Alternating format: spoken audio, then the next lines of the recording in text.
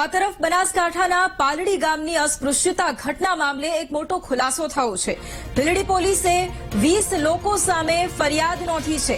મંદિર પ્રાણ પ્રતિષ્ઠામાં અનુસૂચિત જાતિના લોકોનો ફાળો ન લેતા રોષ વ્યાપ્યો હતો અને તમામ આરોપીઓને તાત્કાલિક ઝડપી લેવા માટે માંગ પણ કરાઈ। આ સમગ્ર ઘટનામાં પાલડીના ખુદ સરપંચ ફરિયાદી બન્યા। જવાબદારો સામે કાર્યવાહી કરવા માટે પોલીસે હવે વધુ તપાસ પણ શરૂ કરી છે। આ સમગ્ર ઘટનામાં એક તરફ ખુદ સરપંચ પણ ફરિયાદી બન્યા અને જવાબદારો સામે કાર્યવાહી કરવા તપાસ શરૂ। અને આ જ મુદ્દે સંવાદદાતા રોહિત ફોન લાઈન પર છે। રોહિત, જે પ્રમાણે બનાસકાંઠાના પાલડી ગામની ઘટના સામે આવી, અસ્પૃશ્યતાની આ ઘટના કે જેમાં હવે તપાસનો ધમધમાટ પણ શરૂ કરાયો છે, શું વધુ અપડેટ?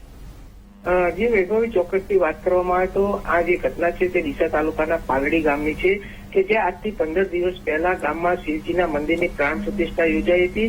આ પ્રાણ પ્રતિષ્ઠામાં ગામના લોકોએ જે ગામમાં દલિત સમાજના લોકો રહે છે તેમનો ફાળો નહોતો સ્વીકાર્યો અને મંદિરમાં પણ પ્રવેશ ન આપ્યો હતો, જેના કારણે દલિત સમાજમાં એક રોષ વ્યાપ્યો હતો અને આ તમામ ઘટનાને લઈ 20 લોકો સામે ભીલડી પોલીસ મથક છે ત્યાં ગામના જે સરપંચ છે બાબુભાઈ મકવાણા તેમના દ્વારા ફરિયાદ નોંધાવવામાં આવી હતી।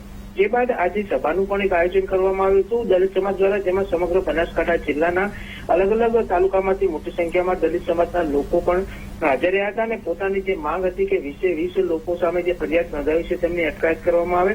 અત્યારે તો પોલીસે 11 લોકોની અટકાયત કરી છે અને જે બાકીના 9 લોકો છે તેમને પકડવા માટે અલગ અલગ એસઓજી, એલસીબી સહિતની ટીમો કામે લગાડી છે અને તેમના સામે પણ કડક કાર્યવાહી કરવા હાલ પોલીસે ચક્રો ગતિમાન કર્યા છે। જી વૈભવી, બિલકુલ આભાર રોહિત તમામ જાણકારી માટે।